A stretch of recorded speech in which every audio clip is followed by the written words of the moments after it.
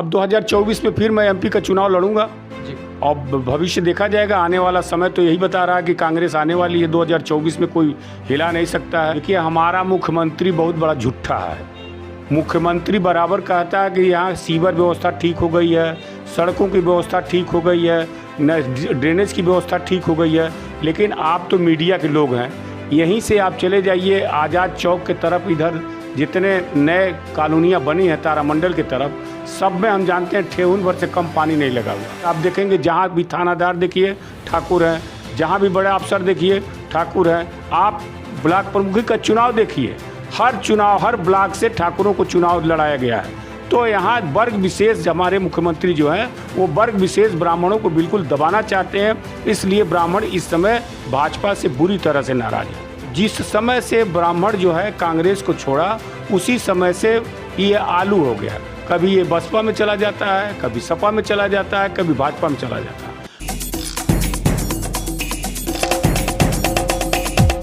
नमस्कार, मैं हूं दिव्यांश रंजन द्विवेदी और आप देख रहे हैं द पॉइंट मीडिया। खबर पक्की है।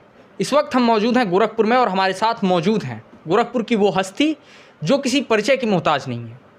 ज़्यादा भूमिका न बनाते हुए चलिए जुबान पर लगे तालों को हटाते हैं और सीधे आपको रूबरू कराते हैं। गोरखपुर में एक सांसद के पद पर गोरखनाथ मंदिर को चुनौती दे चुके श्री मधुसूदन त्रिपाठी जी से सबसे पहले स्वागत है आपका द पॉइंट मीडिया पर। Thank you. हम आपसे जानना चाहेंगे कि 32 सालों से उत्तर प्रदेश में सत्ता का बनवास काट रही कांग्रेस को आपने क्यों चुना? देखिए, ऐसा है कि कांग्रेस 32 सालों से बनवास काट रही है जी लेकिन मेरे परिवार के लोग हमेशा कांग्रेसी रहे हैं जी। मेरे पिताजी हमेशा कांग्रेस को ही वोट देते रहे हैं और उस विचारधारा से हम भी पिताजी की विचारधारा से सहमत थे। इसलिए हमारी पत्नी भी अभी तक कांग्रेस को ही वोट देती रही है जी। तो उस सबसे हमारा लगाव कांग्रेस से था। और कांग्रेस के जो नेता थे जी पंडित जवाहरलाल नेहरू, इंदिरा जी, राजीव जी, इंदिरा और राजीव जी को आप जानते हैं देश पर कुर्बानी दे चुके थे। पंडित जवाहरलाल नेहरू इस देश को सुई से लेकर के हवाई जहाज़ तक बनाने पर कारखाना खोले, सारी व्यवस्था नेहरू जी ने किया। उनके पिता मोतीलाल गांधी थे, मोतीलाल जी थे। उन्होंने पैसे का कोई उनके पास कमी नहीं था, लेकिन उनका लड़का देश के आंदोलन में कई वर्षों तक जेल में रहा, पुलिस और वो अंग्रेज़ों की लाठियाँ खाई।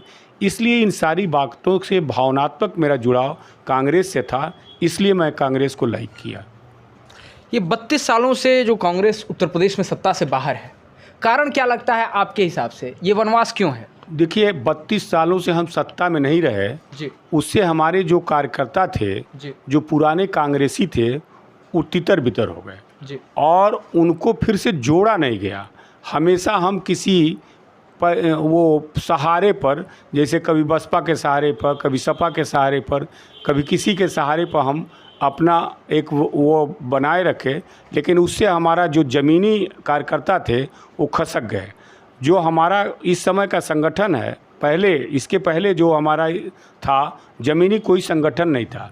जब मैं चुनाव लड़ा था तो आप ये जानिए कि किसी बूथ पर कोई एजेंट तक नहीं था और हम बड़े मुश्किल से चुनाव लड़े थे जोगी जी के खिलाफ और उनका टक्कर भी मैंने दिया था। जोगी जी 15 दिन यहीं रह गए हमारे मेहनत को देख करके। तो हमारा संगठन बिल्कुल कमज़ोर हो चुका है।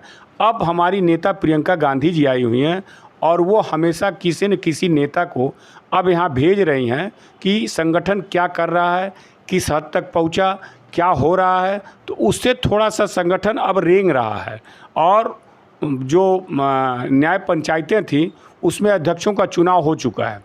तो अब पहले से ज़्यादा संगठन हमारा हो चुका है और आप जानते हैं प्रियंका जी को ही हम लोग मुख्यमंत्री के रूप में देखना चाहते हैं और उन्हीं के इशारे पर ये सारा काम कांग्रेस का चल रहा है। हम लोगों की नेता प्रदेश की प्रियंका गांधी जी हैं। पेशे से आप अधिवक्ता हैं और बार काउंसिल में आपकी अच्छी पकड़ भी है। गोरखपुर की आप एक हस्ती हैं। 2022 के चुनाव में भूमिका क्या रहने वाली है आपकी? अब पार्टी जिस जगह लगाएगी, हमको जिस जगह प्रचार करने के लिए लगाएगी और जो कहेगी मैं वो करने के लिए तैयार रहूँगा। पार्टी के ऊपर है जी, क्या लेती है हमसे काम। आप अपने राजनीतिक भविष्य के रूप में क्या देखते हैं? पार्टी में आने वाले वर्षों में आप अपने आप को कहाँ पर देखते हैं? अब 2024 में फिर मैं एमपी का चुनाव लड़ूंगा जी। और भविष्य देखा जाएगा, आने वाला समय तो यही बता रहा है कि कांग्रेस आने वाली है। 2024 में कोई हिला नहीं सकता है। 2024 में कांग्रेस ही आएगी, कांग्रेस की ही सत्ता बनेगी, राहुल गांधी प्रधानमंत्री होंगे। चलिए, एक बेहद अहम सवाल गोरखपुर से, चूँकि आप भी गोरखपुर में हैं। जल जमाव से हमारा पूरा शहर इस समय जूझ रहा है, गोरखपुर। अभी के जो वर्तमान नगर विधायक हैं वो बराबर इस पर ट्वीट करते हैं और नगर निगम को जिम्मेवार बताते हैं। हालांकि मेयर भी उन्हीं की पार्टी के हैं।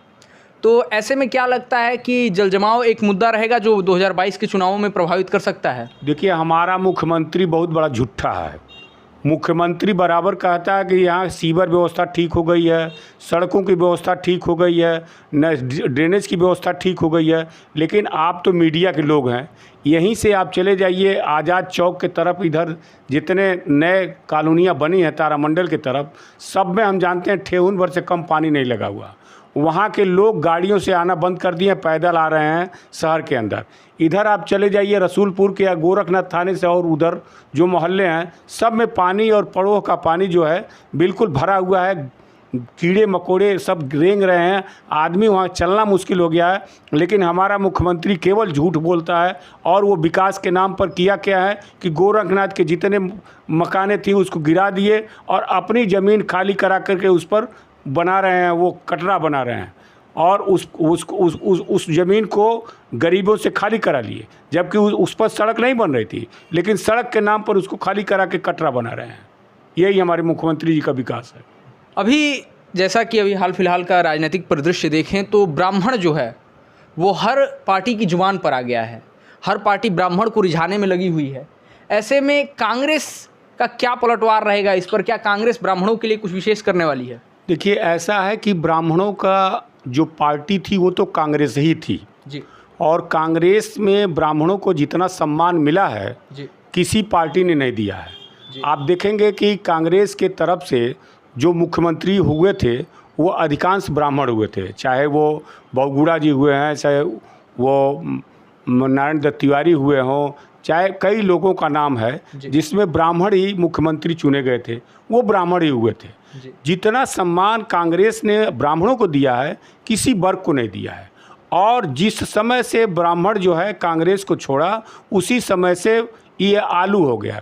कभी ये बसपा में चला जाता है, कभी सपा में चला जाता है, कभी भाजपा में चला जाता है।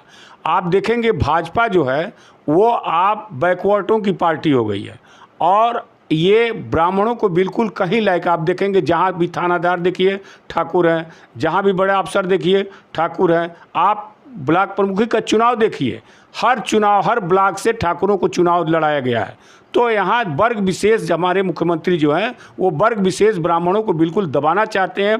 इसलिए ब्राह्मण इस समय भाजपा से बुरी तरह से नाराज हैं। मुद्दे क्या रहने वाले हैं 22 के चुनाव में कांग्रेस के लिए? 22 के चुनाव में कांग्रेस का सबसे बड़ा मुद्दा है कि जो मोदी ने देश के 70 वर्ष की जो कमाई थी उसको बेच दिया है 3-4 घरानों में। कांग्रेस का सबसे बड़ा मुद्दा है भ्रष्टाचार। कांग्रेस का सबसे बड़ा मुद्दा है वो बेरोजगारी।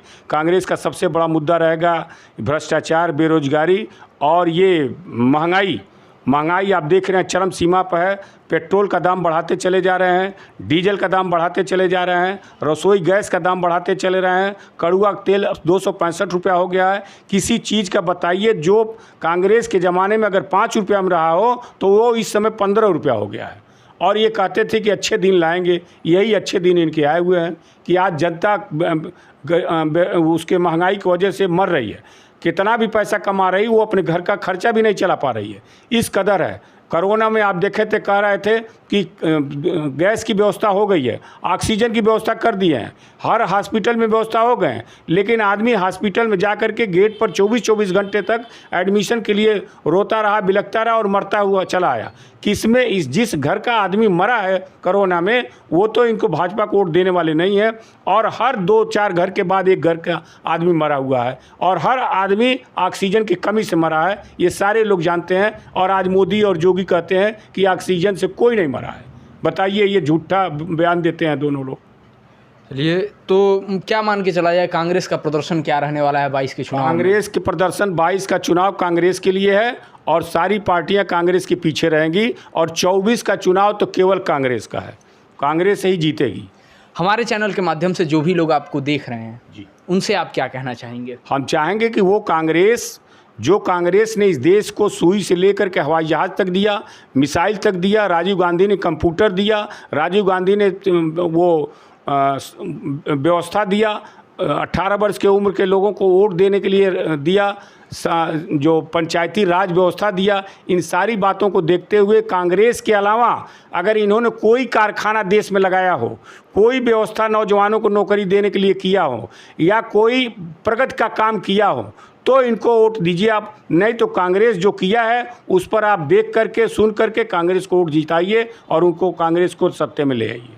चलिए, तो ये थे हमारे साथ गोरखपुर से कांग्रेस के टिकट पर सांसद प्रत्याशी रह चुके, पेशे से अधिवक्ता और गोरखपुर के सम्माननीय व्यक्तित्व में शुमार श्री मधुसूदन त्रिपाठी जी। हम इनके लिए शुभकामनाएं व्यक्त करते हैं, हम इनके राजनीतिक भविष्य के लिए शुभकामनाएं व्यक्त करते हैं। ऐसे ही तमाम लोगों से हम आपको मिलवाते रहेंगे, तो जुड़े रहिए हमारे साथ, देखते रहिए द पॉइंट मीडिया, क्योंकि हम दिखाते हैं वो जो खबर पक्की है। कैमरा पर्सन बादल के साथ मैं Divyanshu Ranjan Dwivedi, the point media.